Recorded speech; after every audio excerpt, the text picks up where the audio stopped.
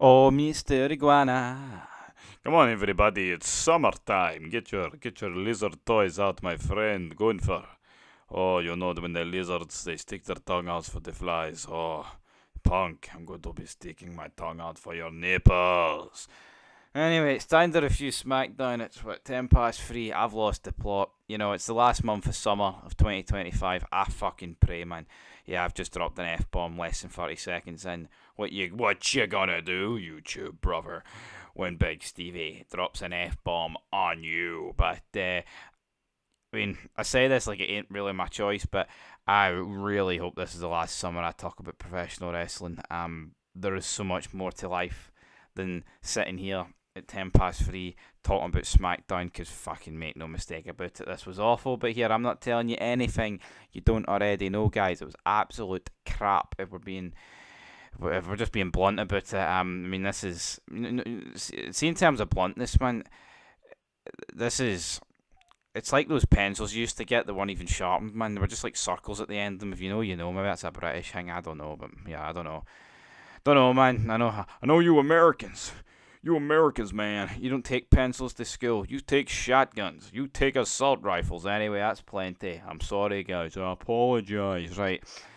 Anyway, aye, Cody Rhodes, Jan, Big Jan, 1st of August 2025. Hopefully, though. Hopefully, my last summer talking about pro wrestling. I'll retire. 20. I think once I hit 25, I'm 25 in October, man. Call it quits. That's quarter of a century watching wrestling, man. I've been watching wrestling since I've been in the cot. You know what I mean? There's a literal photograph of me in the year 2000 when I think it was Kurt Angle versus Kane on the telly. You know, on Raw, Raw's War, and I'm sitting there in the cot watching it. I say watching it like I'm sleeping, but here I'm in the room with my eyes directed towards the telly at like what, a couple of months old, watching some down to earth raw. Quarter of a century watching this, man. I think it's time to call it a day, if I'm being honest. But John Cena, he keeps banging on about 25 years, Big John, right? Turns face, and I've already made a separate vid on this. I just can't help but feel John Cena turning back to being a face should have felt fucking mental, and I can't help but feel watching this, man. It just feels flat. It does. Cody Rhodes coming in there with his wee cans of beer. It just feels crap, man. Honestly, see 2 tins of beer trying to sit through this show. I mean, you need about a couple of crates of vodka to get survive this, man, or to numb the pain of it at least. It's Cena basically just burying The Rock and Travis Scott, saying they couldn't really be arse showing up, and here I thought things were going to be different, but they're not. So I'm turning. This almost screamed to me, right, that John Cena just decided mid promo, here, fuck it, I'm not being a heel anymore. I want to be a good guy. That's what it honestly felt like to me. Cody Rhodes is looking old, by the way, isn't he, man? A lot of grey through his blonde hair. He needs to get a fucking dye in. Um, and yeah, and then Cody Rhodes just grabs 2 beers and that's it. Like, I mean, that is it. Like, I mean, that is John Cena's heel turn. It never got going. Like, yeah, did it get a wee bit better the last couple of months? Yeah, but I'm not going to sit here and pretend it's anything good, man. It's not. It's really not. Once upon a time, man, John Cena turning heel would have felt like the biggest thing. Well, I'm not going to turn. John Cena turning heel this year is the biggest thing to happen in 2025. But there was a point in time, man, where it would have felt massive, off the Richter scale kind of thing. See that tsunami that dropped in what, Eastern Russia, man, it would have felt something like that. But no, it didn't, and they have a beer, and Cena walks to the back. Brilliant. I mean, yeah, well done, John. Anyway, up next, Julia, who's coming up with Kiana James these days. Don't really know why. Thought she was injured or something. Takes on Selena Fega. I feel like their last couple of matches have been shit, but Julia wins here, and I didn't really mind this. The first half an hour of SmackDown was commercial free. It's a shame it wasn't jobber free, though. As much as I didn't mind the match, they're still jobbers in my eyes. But like I said, Julia picks up the victory, and we move on to an open challenge. It's Los Garza's open challenge. I'll be honest, folks. Right, see from like the Cena Rhodes segment end, I just sat. I mean, here, this is a heart to heart for Big Stevie here. Right, I hit home run every time. You know, I speak for the heart. I don't need a fucking script. Right, I literally sat on Instagram, right, for like an hour after that Cena Cody Rhodes segment, and just scrolled through my reels, and like there was all this stuff like we do with Hogan, Ozzy Osbourne, all these like memes of living in the 2000s. You know, all the Linkin Park songs, Nickelback, Avril Lavigne. Like just like 2000s like football, 2000s wrestling, like movies, man. Like oh fuck, there was like a scene of Rocky Balboa. I think it's in Creed. He goes to like Polly and Adrian, I did it, like her grave. And I know that's not the 2000s, but it's quite a long time ago that in Creed. And there was like plenty of other stuff, like just retro stuff, man. And it made me think like the music, the football, the wrestling, TV shows, movies. I think everything's peaked. Everything has peaked. It's not just a fucking wrestling problem. Everything's shite. It is. See, it's not just a simple case of nostalgia. The problem with it is nostalgia to me isn't just a simple case of here everything's better. It's almost like a sad realization that fuck, when we lived those moments back in the day, we didn't appreciate them. And here, maybe in 10 years, I'm going to be sitting back here, seeing I made that video on the 2nd of August now, and I talked about nostalgia. Fuck, I should have appreciated 2025.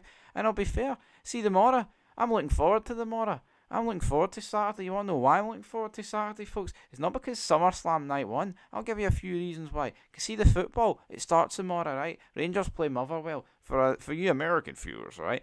The 49ers, the San Francisco 49ers, they bought my football club, right? And the season's getting underway, and I'm buzzing for it, right? F1's on tomorrow. I'm buzzing for it, alright? See, this shitey Wwe Smackdown, no, SummerSlam, sorry, I'm not buzzing for that. I don't care, man. Oh, CM Punk's going to beat Gunther. CM Punk, the nipples. I don't care. I just don't care. Life in general, you know what I mean? It just, you know, I'm not saying my life's pish because it's far from it, right? But in terms of like entertainment, it is music, TV shows, movies. Everything is worse than from what it was in the 2000s. It just is. It just is. Not, and we all talk about it. Like it's very easy to highlight it as like a wrestling thing. I mean, I would argue that wrestling is probably the thing in the world that has suffered the most decline, probably apart from fucking major cities across the Western world. But apart from that, man, wrestling, it's tragic. But up next, we've got Los Garza versus... I mean, yeah, just listening to like old music, you know, man, you're sitting there, it's like, what the fuck happened? You know what I mean? It was like what was the meme? It was like something like your average day in the 2000s, and it was like, you know, Linkin Park blasting What I've Done, and you've got like Undertaker... You got like Xbox 360, Modern Warfare, Call of Duty 4, all these games, GTA 4, I mean, all these TV shows. It was like Dexter, Sons of Anarchy, Breaking Bad, all the WWE references, like the like sports around that time as well. And it's just, you look at it now, man, it's like, what the fuck, what are we doing here? Like, the world in general just can't create stars these days. Feels like, but that's what's going to happen in the social media era. It's just like anyone with a fucking camera and a microphone can become something to a degree, and it's watered down. It's watered down, man. It's watered down. Anyway, Los Garza win. Mr. Iguana and Psycho. I actually didn't mind Psycho Clown and Mr. Iguana here in the crowd. We're pretty over for them, so fair play to them. But they lost. Damian Priest makes his way to the ring, and he's taking on Aleister Black. Damian Priest wins via disqualification. After the match, Black just batters him a bunch of moves to him. Hits the steel steps head first. Oh no. Right, Tally Tonga and Solo Sikoa make their way to the ring. Jimmy Uso falls down and down and down. Tally Tonga wins. They're putting over Tally Tonga's height, right? But this just sums up how bad wrestling's become. You want to know why in terms of like physical presence? Tally Tonga's tall. I'm not going to sit here and say small, right? But see if you put Tally Tonga in like the year 2000, I'm not saying he's average height, but he just doesn't stick out. But see in 2025, he's like the biggest guy on the roster. I mean, and there's just nothing larger than life about this, man. See, if we were fucking spoiled, man. See, as kids, we were, you know, growing up. You had these like fucking mammoth guys like the Great Khali, Kane, Undertaker, Big Show, Big Daddy Fee. I mean, I could go on. You know, like the guys before that, like Andre the Giant, Yokozuna, Giant Gonzalez. I'm not saying Giant Gonzalez is brilliant, right? But like Kevin Nash, like even like Scott Hall, like Hogan. You know, guys like that, like they're not like 7 foot, but well Nash is, but you know they're like 6'6", 6'7". Like The Rock's a big guy, like Triple H, like Jack to the Moon, Scott Steiner. These real fucking men, you know, these actual guys that are larger than life. And what are you getting now? I mean, this Talatonga guy's tall, like he's 6'7", isn't he? But man, he's built like a pepperami, he's a Samoan pepperami. That's what he is.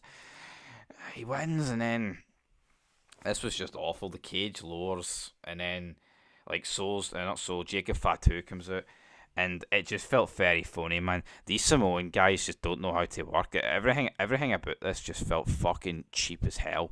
Felt crap. It felt, honestly, man, it felt fucking tragic, if we're being brutally honest.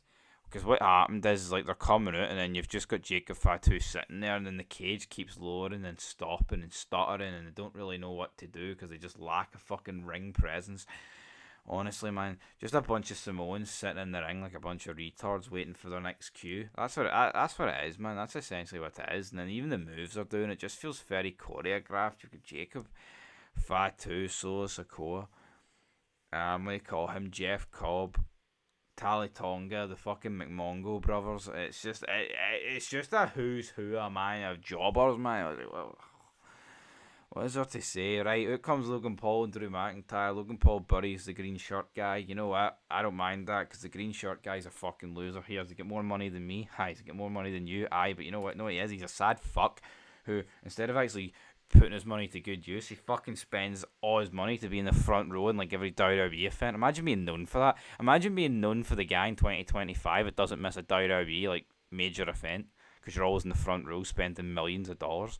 I mean, fuck it, well, millions of dollars, you know what I mean? Guy could be doing what he wants. Could be fucking drinking, could be sleeping with hot women, could be doing whatever, man. You know, making memories, going on trips around the world. But what's the guy doing? He's spending his money being front row for this fuckfest. Crazy. But yeah, I mean, it was alright for Paul McIntyre. Out comes Jelly Roll. Oh, but look, Wade, he's got backup. Out comes Orton, a couple of RKOs and moves to security. That's your show. It was tragic. John Cena turns face, and it just feels dead, man. It just felt fucking off. It honestly felt like Cena mid promo just decided, fuck it, I can't be arsed being a heel anymore. Now here, there's no guarantee that's the switch complete, but we have got a couple of months left of John Cena's career. See this whole here, he might turn back to being a heel at SummerSlam. This is just to loosen Cody up, so to speak. But then you can't really do that, man, unless you've got like long-term visions of him being a heel. And this tells me they don't, and that he's not going to be a heel, and he's become a face again. Leave your thoughts down below. I'll give this show, I'll give it a 1 out of 10. Tragic, man. I said it would be an awful go-home show. It was. I'm not surprised. 1 out of 10. Big John. Peace.